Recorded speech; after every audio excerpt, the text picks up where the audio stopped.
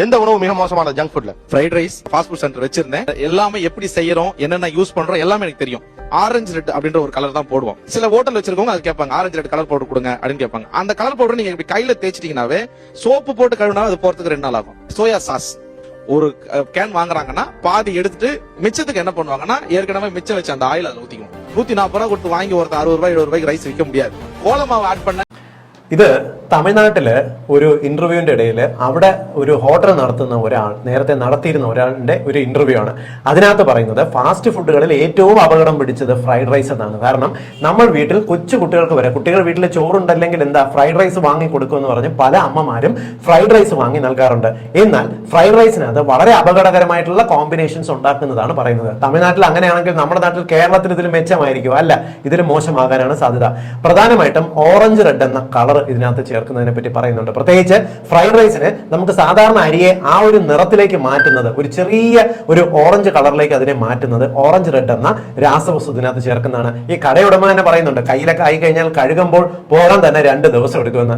ഈ orange red കളറിന്റെ side effects നിങ്ങളൊന്ന് search ചെയ്ത് നോക്കിയാൽ മനസ്സിലാവും. പ്രത്യേകിച്ച് കുട്ടികൾ അമിതമായിട്ട് ഈ വയലന്റ് ആയിട്ട് പെരുമാറുന്നതിന്, അക്രമാസക്തരാകുന്നതിന്, ADHD പോലുള്ള കണ്ടീഷൻസ് വളരെയധികം കൂടുന്ന, അവരുടെ ബ്രെയിനിന്റെ ആക്ടിവിറ്റി കൂട്ടുന്നതിന് ഈ ഓറഞ്ച് റെഡ് എന്ന കളർ ഒരു കാരണമാകുന്നുണ്ട്. ഇത് കൂടാതെയാണ് ഇത് ശരീരത്തിൽ ഉണ്ടാക്കുന്ന പ്രോബ്ലംസ്, അലർജി, റിക്കറന്റ് ആയിട്ട് വരുന്ന തുമ്മൽ, ശ്വാസമുട്ടൽ പോലുള്ള പ്രോബ്ലംസ് കൂട്ടുന്നതിനെല്ലാം ഈ ഓറഞ്ച് റെഡ് എന്ന ഫുഡ് കളർ കാരണമാകുന്നുണ്ട്.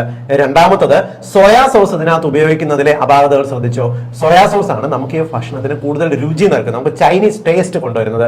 സോയാ സോസ് ആവശ്യത്തിന് എടുത്തതിന് ശേഷം മുൻപ് പാകം ചെയ്ത ഭക്ഷണത്തിലെ ഓയിൽ അതിനകത്ത് മിക്സ് ചെയ്ത് വെക്കുന്നതാണ് ഇതിനകത്ത് ആ കടയുടമ തന്നെ വെളിപ്പെടുത്തിയിരിക്കുന്നത്. യഥാർത്ഥത്തിൽ സോയാ സോസിനകത്തേക്ക് ഇങ്ങനെ ഈ പഴയ ഓയിൽ മിക്സ് ചെയ്ത് കഴിഞ്ഞാൽ അത് ഗുരുതരമായിട്ടുള്ള, പ്രത്യേകിച്ച് ദഹനക്കേട് പോലുള്ള പ്രോബ്ലംസിന് കാരണമാകുന്നുണ്ട്. നമ്മൾ ഉപയോഗിക്കുന്ന സോയാ സോസിനകത്ത് പഴയ ഓയിൽ മിക്സ് ചെയ്തിട്ടുണ്ടോ എന്ന് തിരിച്ചറിയാനായിട്ട് പ്രത്യേകിച്ച് ഒരു മാർഗവും നിലവിലില്ല. നമുക്ക് ഒരു രുചിക്ക് വ്യത്യാസം ഫീൽ ചെയ്യുന്നത് കൊണ്ട് തന്നെ നമ്മൾ രുചികരമായിട്ട് ചില്ലി സോസ് കൊണ്ടുള്ള ഭക്ഷണങ്ങൾ, ഇപ്പം സോയാ സോസ് ചേർത്തിട്ടുള്ള ഫ്രൈഡ് റൈസുകളായിക്കോട്ടെ, അല്ലെങ്കിൽ ചില്ലി ചിക്കൻ, ചില്ലി ബീഫ് പോലുള്ള ഭക്ഷണങ്ങളായിക്കോട്ടെ, ഇതിനെല്ലാത്തിനും എക്സ്ട്രാ രുചി നൽകുന്നത് ഇതുകൊണ്ടാണ്. പലപ്പോഴും ഇത്തരം ഭക്ഷണം കഴിച്ചു കഴിഞ്ഞാൽ ദഹനക്കേട്, ഏമ്പക്കം, കുളിച്ചു തകട്ടൽ, വയറിന് കംപ്ലൈൻസ്, ഉയർന്ന കൊളസ്ട്രോൾ ലെവൽ, കുടലിനുള്ള പ്രോബ്ലംസ്, ഇതെല്ലാം വിട്ടുമാറാതെ നിൽക്കുന്നതിന്റെ കാരണവും ഇത്തരത്തിലുള്ള പ്രശ്നങ്ങൾ തന്നെ. നിങ്ങൾ ഫ്രൈഡ് റൈസ് ഉണ്ടാക്കണമെന്നുണ്ടെങ്കിൽ വീട്ടിലുണ്ടായി കഴിക്കും.